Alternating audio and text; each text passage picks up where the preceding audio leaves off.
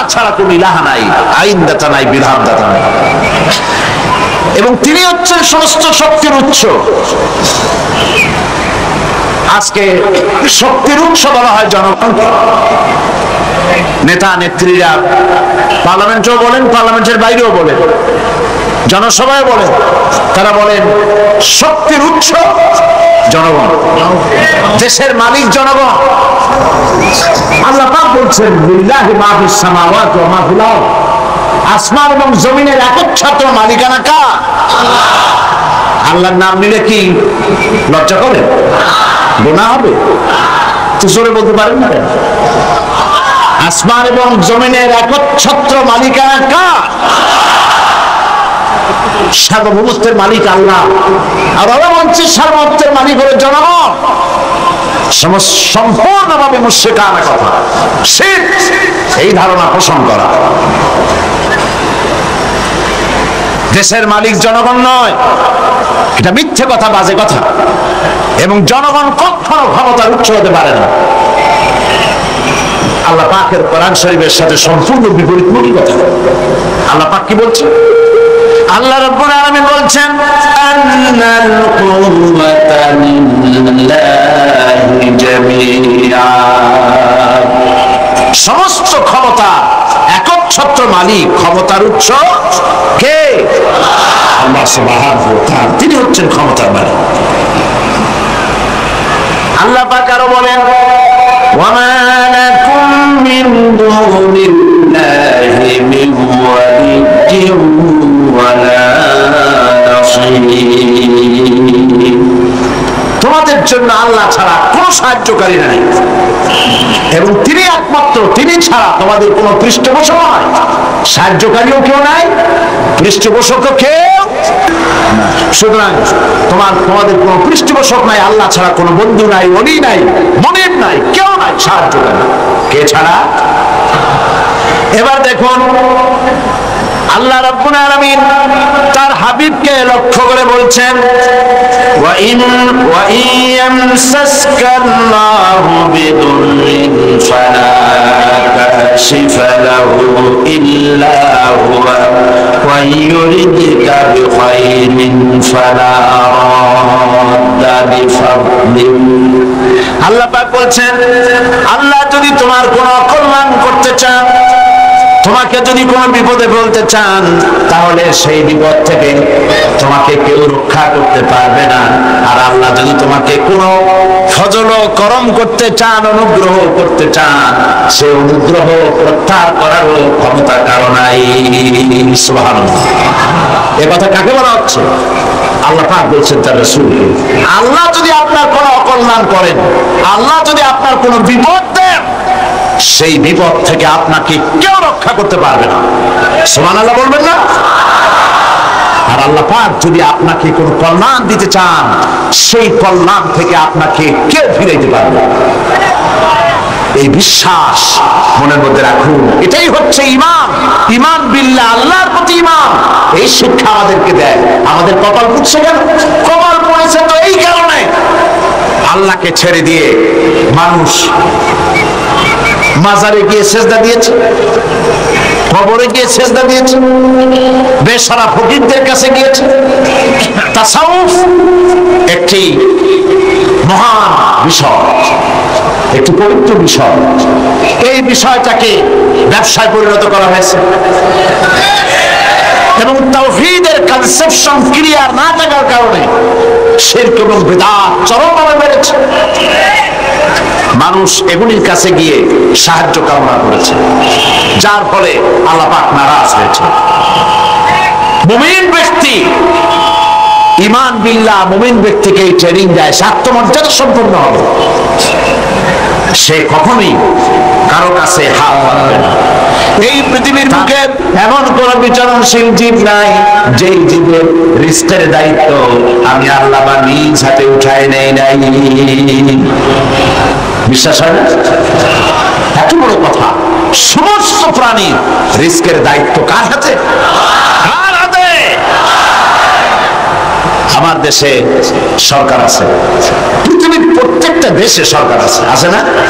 সরকারবিহীন দেশ আছে কিনা আমি জানি না। সব দেশেই সরকার আছে। আর প্রত্যেকটা সরকারে ফরেন মিনিস্টার আছে, হোম মিনিস্টার আছে, তারপরে ফুড মিনিস্টার আছে, এগ্রিকালচার মিনিস্টার আছে, আছে না? মন্ত্রণালয় আছে না? এর মধ্যে একটা মন্ত্রণালয় হলো খাদ্য মন্ত্রণালয়, ঠিক কি? এই খাদ্য মন্ত্রণালয় একজন মন্ত্রীও আছে, আছে না? খাদ্য মন্ত্রণালয়ের একজন মন্ত্রী আছে, একটা সরকার আছে। তারপরেও মানুষ না খাইয়ে মরে, মরে কিনা? না খাইয়ে মরে কিনা? গতকাল আলোচনায় বলেছি এই পৃথিবীর অন্তত অর্ধেক মানুষ অনাহারে অর্ধহারে কাটা। তাহলে গভর্নমেন্ট আছে, খাদ্যমন্ত্রীও আছে, কিন্তু মানুষ না খেয়ে মরছে। অবশ্য খাদ্যমন্ত্রীরা কোনদিন না খেয়ে মরছে শোনা যায়। তাহলে দেখুন, এরকম একটি গভর্নমেন্ট আল্লাহরও আছে। আল্লাহর একটা গভর্নমেন্ট আছে না? সেই আল্লাহর যে গভর্নমেন্ট, সেই সরকার, আল্লাহর যে সরকার, সেই সরকারের এরকম কোন মন্ত্রণালয়, কোন বিভাগকে ভাগ করে আলাদা আলাদা মন্ত্রণালয় তৈরি করা হয় নাই। সবটার মালিক কে? এখন আপনারা একটা কথার জবাব দেন, এই পৃথিবীতে মানুষ বেশি না ছাগল, গরু, পাখি, পোকা, মাকড়, স্থল প্রাণী, জলচর প্রাণী, স্থলচর প্রাণী, উভচর প্রাণী, এই প্রাণীগুলি বেশি না মানুষ বেশি? কারা বেশি? কারা বেশি? প্রাণী জগৎ বেশি। তাহলে আমাদের সরকারগুলি, পৃথিবীর সরকারগুলি প্রত্যেকটা আলাদা আলাদা সরকার, এবং তাদের দেশের উৎপাদন আছে, এক্সপোর্ট ইম্পোর্ট, বিভিন্ন রকমের ব্যবসা বাণিজ্য আছে। এই সব কিছু থাকা সত্ত্বেও মানুষ না খেয়ে মরে। আর আল্লাহর যে সরকার, সেই সরকারটার দিকে তাকিয়ে দেখুন তো, এই অসংখ্য পাখি আকাশে ওড়ে। গত বছর 50,000 পাখি সাইবেরিয়ায় না খেয়ে মারা গেছে, এরকম কোন রিপোর্ট পাওয়া গেছে? অন্তত 40,000 লোকটাফিস না খেয়ে মরে ভাসে উঠছে চট্টগ্রামের কর্ণফুলীতে। এরকম কোন আপনারা কোন নমুনা পেয়েছেন? আপনার সুন্দরবনের ভেতরে হাজার হাজার বাঘ আর হরিণ ক্ষুধার জ্বালায় না খেয়ে মারা গেছে, এরকম কোন রিপোর্ট পাওয়া গেছে? পাওয়া যায় না। কারণ এই গভর্নমেন্ট কে চালায়? আল্লাহ পাক চালায়। সুতরাং সকল ইমান প্রথম যে শিক্ষাটা দিল, ইমান বিল্লাহ প্রথম যে শিক্ষাটা দিল, সেই শিক্ষাটা হলো এই যে আমি আমার মাথা নত করতে পারবো না, আমার আত্মমর্যাদা সৃষ্টি ওই ব্যাপারে যে আমি পৃথিবীর কোন মন্ত্রীর গোলাম নই, কোন প্রেসিডেন্টের গোলাম নই, কোন পীর বুজুর্গের গোলাম নই, কোন মানুষের গোলাম নই। আমি গোলাম কেবলমাত্র কার? জোরে বলুন। সে আল্লাহ পাকের গোলাম, যার হাতের মুঠায় সমস্ত প্রাণীর জীবন। তিনি আমাকে খেতে দেন, তিনি আমাকে পড়তে দেন, তিনি আমাকে সাহায্য করেন, তিনি আমাকে বিপদ থেকে বাঁচান। ঈমান। 2 নম্বরে ঈমান বিল্লাহ মানুষকে যে শিক্ষা দেয়, সে শিক্ষাটা হচ্ছে মুমিনকে নিরহংকার বানায়। সুবহানাল্লাহ বলেন। মুমিন ব্যক্তির ভিতরে কোনো অহংকার জায়গা পাবে না। সে বিনয় হবে, বিনম্র হবে, নিরহংকার হবে। কারণ হচ্ছে আল্লাহ পাক তাকে বলেছেন ওয়া হুয়াল কাহিরু ফাওকা ইবাদি। আল্লাহর কর্তৃত্ব থেকে বেরিয়ে আসার ক্ষমতা কোন মানুষের নাই। আল্লাহ পাক বলেছেন ইয়া মা'শারাল জিন্নি ওয়াল ইনস, হে পৃথিবীর মানুষেরা আর জিনেরা, ইস্তাতা'তুম আন তানফুযু মিন আকতারিস সামাওয়াতি ওয়াল আরদ, যদি সম্ভব করতে পারো আমার আকাশের নিচের থেকে, আমার জমিনের উপর থেকে বেরিয়ে যাও। আল্লাহ পাক বলেন ফানফুযু লা তানফুযুনা ইল্লা বিসুলতান, কখনোই সম্ভব হবে না আমার আকাশের নিচ থেকে, আমার জমিনের থেকে বেরিয়ে যাওয়া। সুতরাং আমার কর্তৃত্ব থেকে বেরিয়ে যাওয়ার কোনো উপায় নাই, আমার কর্তৃত্বের মধ্যেই থাকতে হবে। সেই জন্য কোন অহংকার মুমিন বান্দার মধ্যে হতে পারে না। কিসের অহংকার করবেন? স্বাস্থ্যের অহংকার করবেন, কতটা স্বাস্থ্যের মালিক হয়েছেন, আল্লাহ পাক যদি ইচ্ছে করেন তাহলে ডায়রিয়া দিয়ে দেবেন। এমন ডায়রিয়া হবে, ডায়রিয়া কি খুব শক্ত না খুব পাতলা? ডায়রিয়া পাতলা, যত বেশি পাতলা হয় কয় স্ট্রং ডায়রিয়া। এই পাতলা জিনিস কেমনে স্ট্রং হয় আল্লাহ জানে।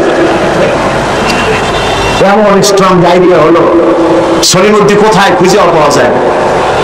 স্বাস্থ্যের মালিক, সুতরাং স্বাস্থ্যের বড়াই করবেন না, বিদ্যার বড়াই করবেন। কত বড় বিদ্যা অর্জন করেছেন, টাকার বড়াই করবেন, কত টাকার মালিক হয়েছে। আল্লাহ পাক যদি ব্রেনের মধ্যে টিউমার দিয়ে দেন, ব্লাডের মধ্যে ক্যান্সার দিয়ে দেন, আল্লাহ পাক যদি হার্টের মধ্যে মারাত্মক কোনো রোগ দিয়ে দেন, সারা পৃথিবী বিক্রি করবেন, ঔষধের পয়সা হবে না। আপনি তো জানেন না কত বড় নিয়ামত ভোগ করছেন। প্রতি মুহূর্তে শ্বাস ফেলছেন, শ্বাস গ্রহণ করছেন, নিঃশ্বাস ফেলছেন, শ্বাস গ্রহণ করছেন। এটা কি নিয়ামত নয়? বলেন, এটা কি নিয়ামত নয়? এই নিয়ামতটা আপনি বুঝেন না। এই নিয়ামতটা বোঝার জন্য যার শ্বাসকষ্ট আছে, শ্বাসকষ্টের রোগী আছে না, বুঝেন তো? শ্বাসকষ্টের রোগীর কাছে গিয়ে জিজ্ঞেস করে সে বলতে পারবে একটা শ্বাসের দাম কত। সুবহানাল্লাহ বলবেন না? ক্ষমতায় গিয়ে আল্লাহর ক্ষমতাকে ভুলে যায়, জনগণকে ধোঁকা দেয়, কিন্তু সময় যখন হয়, আল্লাহ যখন ছিনায় নেন ক্ষমতা, তখন রক্ষা করতে কেউ। এই জন্য মুমিন ব্যক্তির দ্বিতীয় নম্বরের শিক্ষা হচ্ছে মুমিনকে ঈমান বিল্লাহ, তাকে বিনয় এবং বিনম্র হওয়ার শিক্ষা প্রদান করে। ঈমান তাকে শিখায় ওয়ামা বিকুম বিনিমাতিন ফামিনাল্লাহ। আল্লাহ পাক বলেন, যে নিয়ামতই তোমরা লাভ করেছো আল্লাহ পাকের পক্ষ থেকে, আল্লাহর নিকট থেকেই তা এসেছে। সুতরাং অহংকার করো না, আল্লাহ পাক নিষেধ করেছেন। কোরআনে কারীম বলছে ওয়ালা তামশি ফিল আরদি মারহান ইন্নাকা লান তাখরিকাল আরদা ওয়া লান তাবলুগাল জিবালা তুলা। আল্লাহ পাক বলেন, অহংকার করে আমার জমিনের উপরে হেঁটো না, অহংকার করে পদাঘাত করে আমার জমিনটাকে বিদীর্ণ করে দিতে পারবে না, আর অহংকার করে লাভ দিয়া আমার পাহাড়ের উচ্চতাও ছাড়াই যেতে পারবে না। পারবে? অহংকারের ছাড়ায় সালামও দিতে চায় না। আছে কিনা এরকম মানুষ? সালামও দিতে চায় না। তুমি যে অহংকার করো, তুমি কি পারবে তোমার পাও দিয়া লাথি মেরে জমিনটারে ভাড়ায় দিতে? তুমি কি পারবা লাভ দিয়ে পাহাড়ের উচ্চতা ছাড়াই দিতে? তাহলে কেন অহংকার করো? বরং মুমিন বান্দার খাসলত হচ্ছে এই, কোরআন বলছে ওয়াইবাদুর রাহমানিল্লাযীনা ইয়ামশুনা আলাল আরদি হাওনা। দয়াময় আল্লাহর বিশিষ্ট বান্দা যারা, তারা দুনিয়ার বুকে বিনয়ের সাথে তারা চলাফেরা করে, অহংকারের সাথে তারা চলাফেরা করে না। এটা হলো ঈমানের শিক্ষা। এই শিক্ষাকে আমরা গ্রহণ করব, আল্লাহ যেন কবুল করেন, বলেন আমিন। আমরা কেউ যেন অহংকার না করি, কখনো না, কখনো যেন অহংকার আমাদের মধ্যে জায়গা না পায়। কিবর, অহংকার, আত্মম্ভরিতা কবিরা গুনাহ, এর থেকে আল্লাহ পাক আমাদেরকে রক্ষা করুন, বলি আমিন। রাসূল কারীম সাল্লাল্লাহু আলাইহি ওয়াসাল্লামের চাইতে শ্রেষ্ঠ মানুষ আকাশের নিচে জমিনের উপরে হয়েছে কখনো? হবে কখনো? তার চাইতে শ্রেষ্ঠ আল্লাহর মাহবুব আর কি কেউ আছে?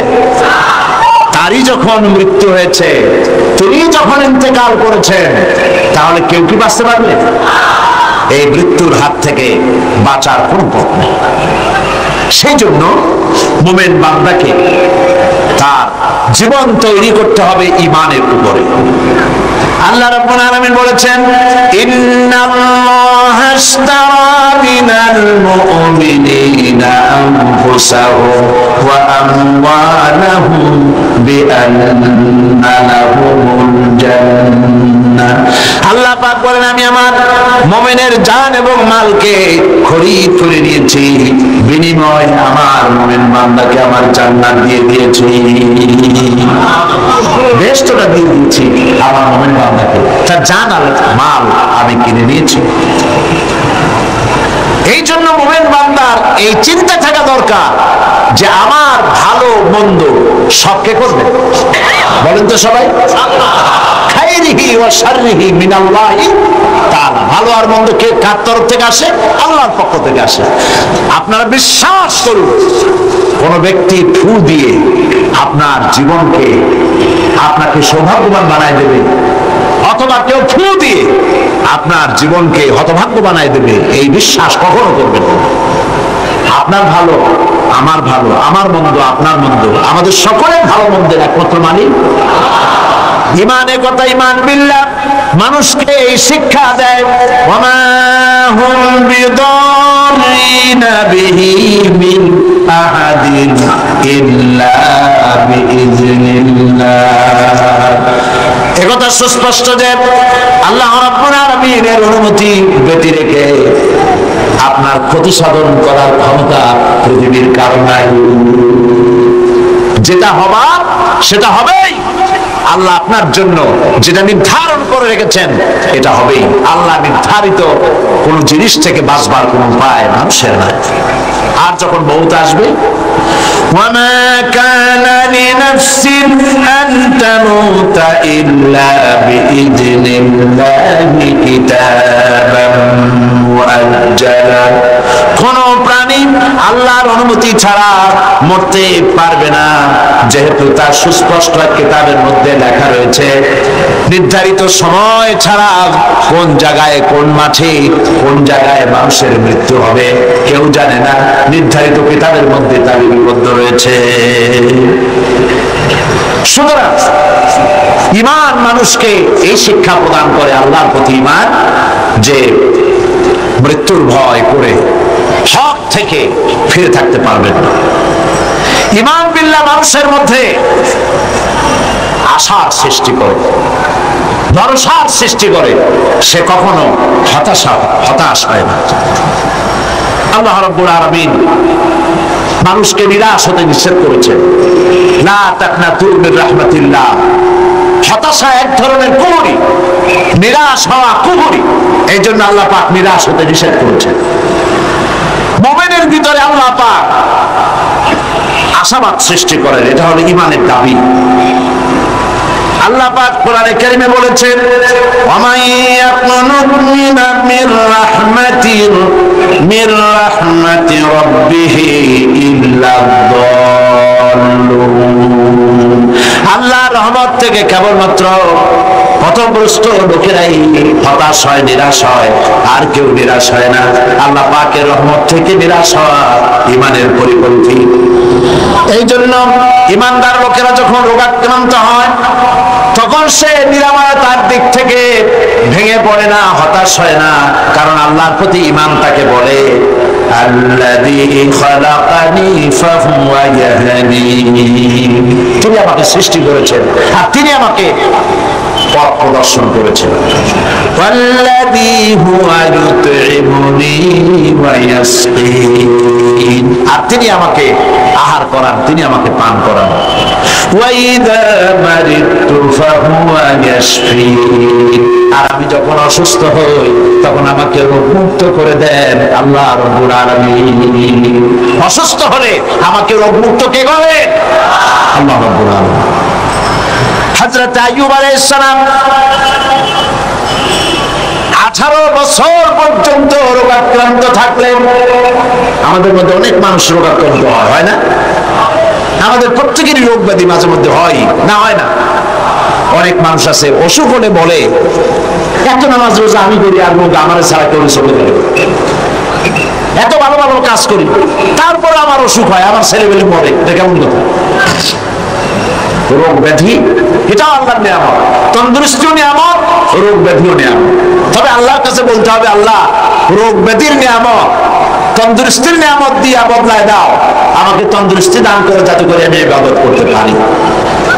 হযরত আইয়ুব আলাইহিস সালাম 18টি বছর পর্যন্ত রোগ ভোগ করার মধ্যে যখন শরীরের ভিতরে পোকা জমে গেল, জিহ্বায় যখন পোকা শুরু হয়েছিল, তখন তিনি বলেছিলেন, রব্বুল আলামিন, এতদিন কোনো কথা বলি নাই, এখন আমার জিহ্বায় পোকা ধরেছে, আয় আল্লাহ পাক তুমি দয়া করে আমার জিহ্বায় পোকা দিও না, কারণ আমার জিহ্বায় যদি পোকা হয়ে যায় তাহলে তুমি আল্লাহ তোমার জিকির আমি কি দিয়া করব? আল্লাহ পাকের কাছে বললেন, আন্নী মাসসানি আদ-দুররু ওয়া আনতা আরহামুর রাহিমিন। আয় আল্লাহ, আমি অসুস্থ হয়ে পড়েছি আর তুমি হচ্ছ পরম করুণাময় দাতা এবং দয়ালু, আমাকে রোগ মুক্ত করে দাও। এটা না বলে তিনি খুব কায়দা করে বললেন, যায় আল্লাহ আমি অসুস্থ আর তোমার নাম রহমান রহিম। আল্লাহ রাব্বুল আলামিন তার দোয়া কবুল করলেন, আল্লাহ পাক তাকে শুনিয়ে দিলেন। আল্লাহ পাক বলছেন, ফাকাশাফনা মা বিহি মিন দুররিন ওয়া আতাইনাহু আহলাহু ওয়া মিসলাহুম মাহুম রাহমাতাম মিন ইনদিনা। আমি তার কষ্ট দূর করে দিলাম এবং তাকে কেবল তার পরিজনই ফেরত দিলাম না, বরং তার সঙ্গী সাথী যারা ছিল তাদেরকেও আমি ফেরত দান করে দিলাম। আল্লাহ পাক হযরতে আইয়ুব আলাইহিস সালামকে 18 বছর রোগ শোক ভোগ করার পর পূর্ণ সুস্থতা দান করে দিলেন। বিপদগ্রস্ত মুসলমান, আমরা সব বিপদে আছি না? আজকে দোয়া করবো আমরা একটু পরেই, আল্লাহর কাছে কাঁদবো যেন আমাদেরকে বিপদ থেকে আল্লাহ বাঁচান, গোটা দুনিয়ার মুসলমানদেরকে আল্লাহ যেন বিপদ থেকে বাঁচান। কত রকমের রোগ শোক, কত কষ্ট মানুষের। ঈমান মানুষকে এই ট্রেনিং দেয়, ঈমান মানুষকে এই শিক্ষা দেয়, আল্লাহর প্রতি ঈমানের শিক্ষা দেয়, হতাশ হবা না, সব সময় আল্লাহর কাছে বিনীতভাবে চাইতে থাকো, তিনি তোমার আশা পূরণ করবেন।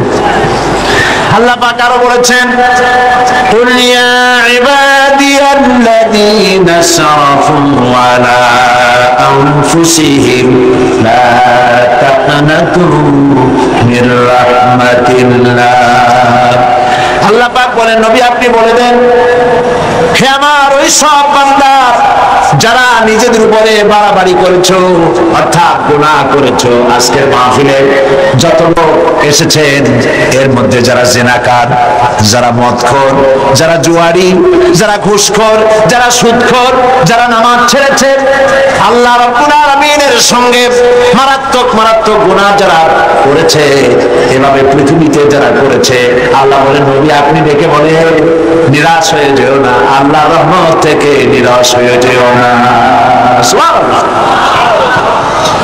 তুমি কত গুনাহ করেছো, তোমার গুনাহ যদি পাহাড় সমান হয় আমার আল্লাহর রহমত তাহলে আকাশ সমান, আর তোমার গুনাহ যদি আকাশ সমান হয়ে যায় আল্লাহর রহমত তো আল্লাহর আরশ ছাড়াইয়া গেছে।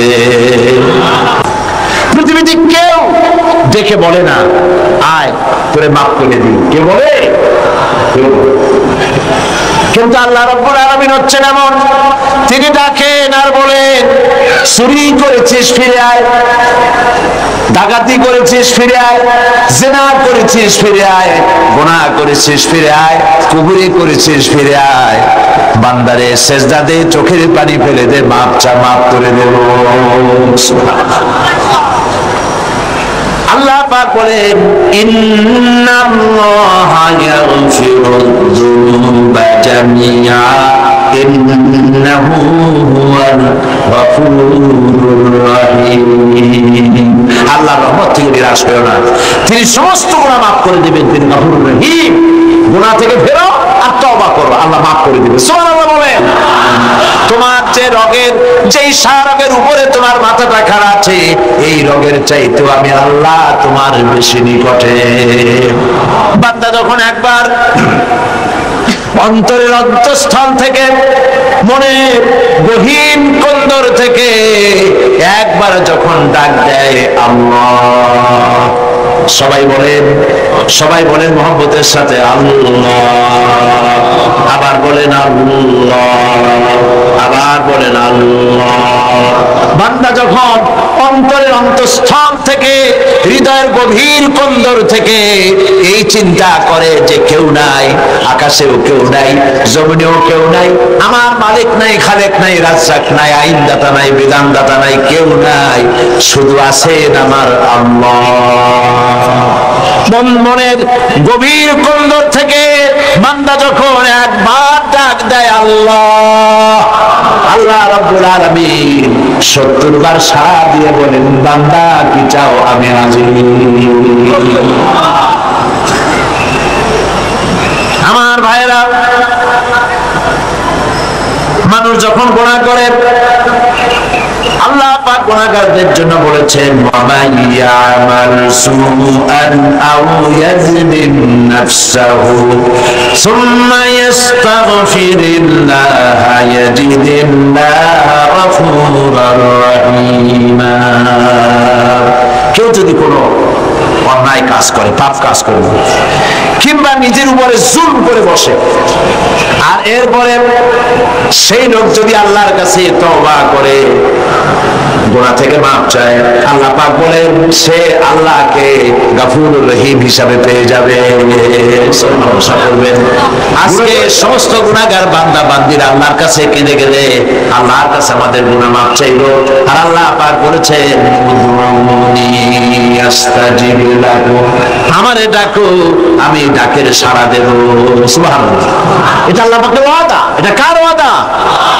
দুনিয়ায় প্রায় সকলে ওয়াদা খেলাপ করে, কত লোক ওয়াদা খেলাপ করে, কিন্তু আল্লাহ কি ওয়াদা ভঙ্গ করেন কখনো? সুতরাং আল্লাহ পাক বলেছেন, আমারে ডাকো, আমি ডাকের সাড়া দেব। ডাকেন সবাই, সুবহানাল্লাহ, আলহামদুলিল্লাহ, লা ইলাহা ইল্লাল্লাহ। জোরে সুবহানাল্লাহ, আলহামদুলিল্লাহ,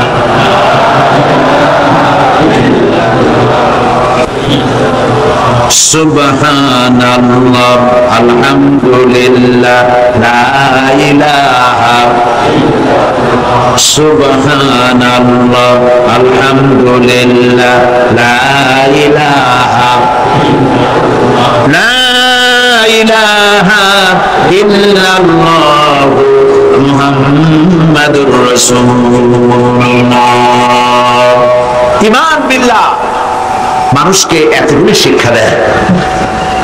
5 নম্বরে 4টি শিক্ষা বলেছি, মোট 6টি শিক্ষা বলবো ইনশাআল্লাহ। বলি ইনশাআল্লাহ। 5ম নম্বরে ঈমান বিল্লাহ মানুষকে যে শিক্ষাটা দেয় সেটা হলো কঠোর কঠিন বিপদে অবিচল থাকতে সাহায্য করে। সুবহানাল্লাহ। পড়া চায় মুখের বুদিয়া আমার আলোকে নির্বাপিত করবে।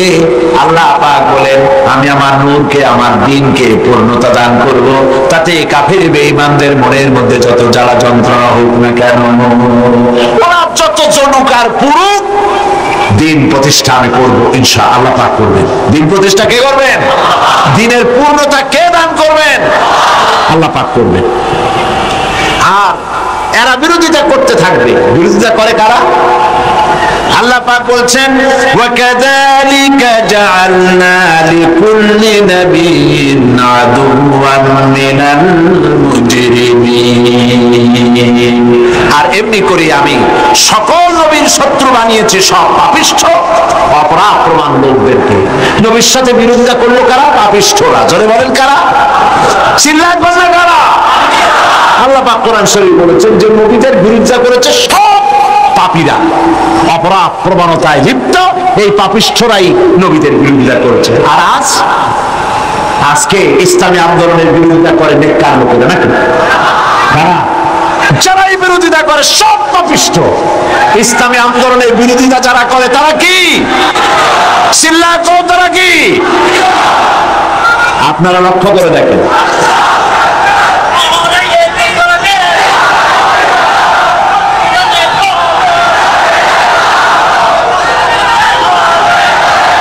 ইসলামী আন্দোলনের বিরোধিতা কারা করছে?